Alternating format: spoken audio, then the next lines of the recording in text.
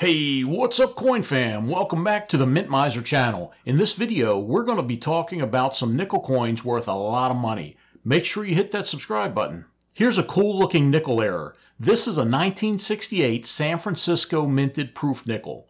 It was graded proof 65 by Annex. This nickel was struck a second time before it was ejected from the press completely. The second strike completely covered the date. The reverse of the nickel is showing a little deformation, but it doesn't look too bad. This double-struck nickel was put up for auction and sold for over $4,400. I bet you've never seen a nickel like this before. This is a 1964 Jefferson nickel that was struck on a steel washer. According to the write-up, this nickel made it into circulation somehow. The washer was thick enough and about the same size as a nickel planchet, so it was able to almost completely fill the die. The strike is a little weak, and part of the ear is missing along the right edge at about 4 o'clock. This monstrosity was submitted to NGC for grading and came back with a grade of Mint State 64. It was offered up at auction and sold for almost $5,000. This is a beautiful nickel, and it's not just because the way Tom looks at me with his dreamy, deep-set nickel-colored eyes. This is one of the newer nickels. It was minted in 2011 in Denver, Colorado. This nickel graded an incredible Mint State 68 and is in such good condition it was even given the full steps designation. The steps on the reverse are so clear and crisp, even Biden could get up those without tripping. This 1968 nickel was the top grade for the year and the mint mark and was the only coin graded this high when it was sold at auction. All of these factors made it possible for this rare coin to sell for almost $6,500. Here's a very sought-after error variety on a 1971 San Francisco minted proof nickel. You can normally tell if a coin was minted by the San Francisco Mint by looking for the S mint mark, but you won't find a mint mark on this one. That's why this nickel is sought after by collectors. So what do you think happened to the S? The San Francisco Mint did actually strike these coins, but the Philadelphia Mint was responsible for creating the dies, and they sent over a die missing the S mint mark. Mint officials estimate that about 1,700 of the no S proof nickels were released for sale for that year. This no S 1971 nickel was graded proof 69 DCAM for deep cameo, and it sold at auction for over $7,600. You're looking at a 1985 nickel that sold for over $9,000. Why did it sell for so much? This isn't an error or variety coin. It was the sole highest graded 1985 Philadelphia minted nickel at the time of the sale. You can tell by the detail that this nickel was struck well and has minimal marks from circulation, with little signs of wear. This nickel was submitted to PCGS for grading and came back a Mint State 67+. Here are some pictures with different lighting. The lighting change makes the nickel look much better, but also makes the blemishes more obvious.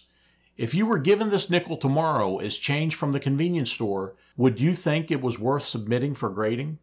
Take a look at this 1943 Philadelphia minted silver nickel. It's not completely silver. It's 56% copper, 9% manganese, and 35% silver. This is a great looking coin, especially for being from 1943. This nickel sold for a lot of money, and it wasn't just because of the grade and condition. This nickel is a double die obverse, which means that when the die was being created, it rotated in between strikes with the hub. This caused some of the coin details to be doubled. These pictures are clear, but they aren't the best for showing the doubling. The signs of doubling are the most obvious where you see the arrows. The doubling becomes obvious when you get to the word Liberty and the date. The high grade and the rare variety combined resulted in the auction sale of this nickel for $11,500. Look at the beautiful toning on this 1939 Jefferson nickel. Natural toning doesn't get much better than this right here. It's uniform around the edges of the obverse and reverse of the coin. This is a proof nickel that was graded proof 68 on a scale from 1 to 70, and this is a top grade registry coin. In addition to the incredible toning on the reverse of this nickel, It's also blessed with the 1949 reverse design, which enhances the detail of the stairs on the back of the coin compared to the 1938 reverse design you find on most 1939 proof nickels. These nickels are very rare in such high grades, so rare that this 1939 Jefferson nickel with the 1940 reverse sold at auction for $15,600. This is an extremely valuable Jefferson nickel. It has some cool-looking subtle peach toning around the edges of the obverse of the coin. The reverse of the nickel isn't as flattering, but there's a feature on the reverse that gives this nickel a whole lot of value. Can you see it yet? We'll talk about it shortly. This is a 1942 Denver minted nickel. It's in pretty good shape too. It was submitted to PCGS for grading and came back a respectable mint state 66 with a full steps designation. The value kick on this nickel is actually the D mint mark. This is called a D over horizontal D mint mark, and it's a known rare variety. Most people don't know this, but up until late 1989, the mint mark was hand punched onto the working die by a mint employee.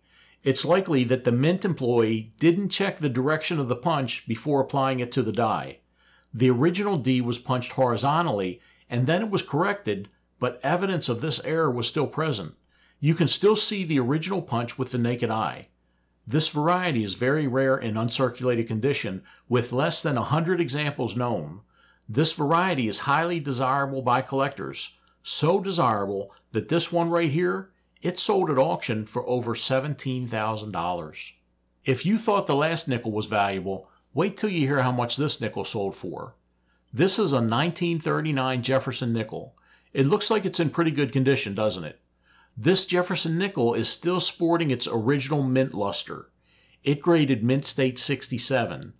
What about those steps though? If you were grading this, would you give it the full steps designation? The picture is a little blurry, and it's not the greatest, but these steps are full. A mint state 67 1939 Jefferson nickel with full steps is pretty good, but it's not worth the $20,562 sold for auction price. Did you see what we missed when we were checking out the steps on the reverse? Look at the doubling on the letters of the word Monticello and on the words 5 and cents. This is a DDR, or double die reverse. The doubling on this nickel, along with the high mint grade and full steps designation, is what caused this valuable nickel to sell for over $20,000. If you learned something from this video, hit that subscribe button. If you didn't learn anything up to this point, I only have 4 toes on my left foot. Now hit that subscribe button. Thanks for watching.